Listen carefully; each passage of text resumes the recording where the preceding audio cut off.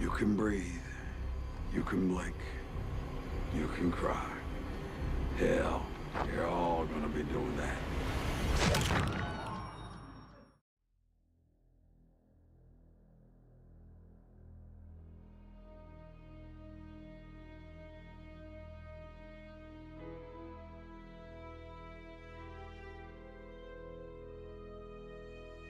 He's crude and he's got style. The notorious leader of the Saviors, Negan, is perhaps one of The Walking Dead's most dynamic and intimidating characters. In this video, I take a deeper look at one of the best villains of this generation. Negan is clad in a black leather biker jacket with a number of zippers adorning its face. He wears a simple pair of jeans with boots and also occasionally wears a red scarf and leather gloves. In the comics, he is usually shown with a clean-shaven face, fairly short hair, and always seems to be smiling. In the television show, he is usually seen with a full beard and slicked back hair, and still smiling. But the most important feature is Lucille, a baseball bat wrapped in barbed wire that is usually found resting on his shoulder.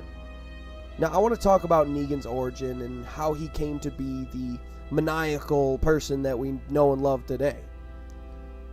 So prior to reading the Here's Negan comics, I would have said he was a complete psychopath. Now I'm not so sure. I don't think he's a sociopath either, and we'll get to why shortly. Anyway, before the dead roamed the earth, Negan was a high school coach.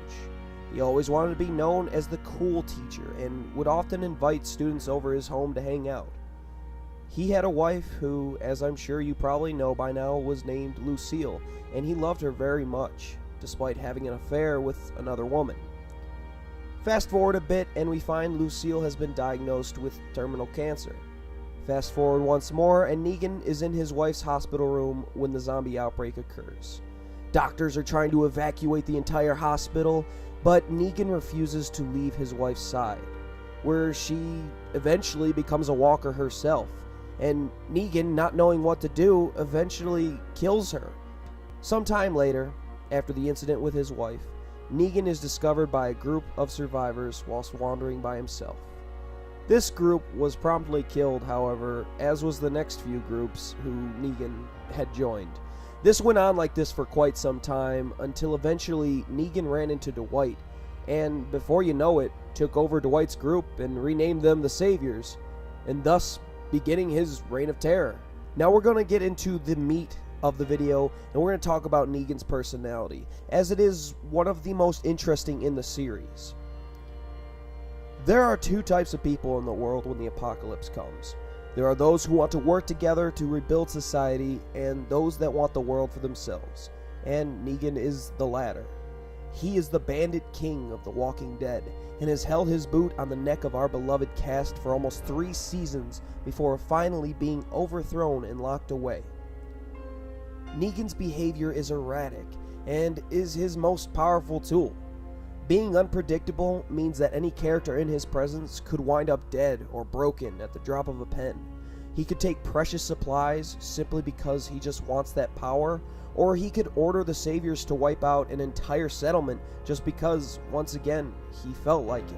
However, while he is unpredictable and ruthless, he also has a rather hidden and obscure strict moral code, more namely against sexual crimes. For instance, he caught one of his men trying to rape a woman, or even suggesting to rape a woman, and Negan spared no time killing the man in brutal fashion. Now, with Negan's erratic behavior, he is also one of the most concise characters in a series where conversations can drag on and on, oftentimes losing sight of the more important and interesting matters. This is a breath of fresh life to viewers, and has made for some really fantastic dialogue since Negan made his first appearance on the show. Now I'd like to touch base for a moment with the fact that a lot of people blame Negan for the drop in viewership, which I can understand considering he killed Glenn, but the drop in viewership isn't due to this fantastic character, however. It was due to the poor writing, the empty promises, and the politics behind the curtain interfering with the show. As I mentioned earlier, this show needed Negan's erratic and colorful attitude. It needed that unpredictability because for a while it felt like the show was getting very stagnant. And with that unpredictability, we are always excited to see what comes next. Now, when we look at Rick Grimes, we see that he just wants he and his people to survive. But with Negan, survival is essentially nothing to him. He wants to win. He wants to rule the world, and he is so good at it because of the picky way he chooses his army.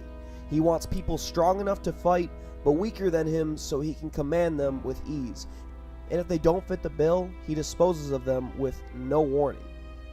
His need for control is a way of numbing his pain, however, and his power and the need for it is symbolized by his bat Lucille. With Lucille, he feels unstoppable, but once you strip him of that power, he is vulnerable. We see that when Maggie confronts him in the prison cell, and when she pulls him out and throws him to the wall, at that moment we see a defeated man devoured by grief. He just wants to die to be with his wife again. And this is how I'm not so sure about him being a psychopath and a sociopath, along with other things such as that strict, hidden moral code. He is a man who thinks an iron fist will maintain order and save lives, as if a violent tyrant or a stern dictator is what the world needs to be rebuilt. Now, he's certainly a narcissist, but not a psychopath.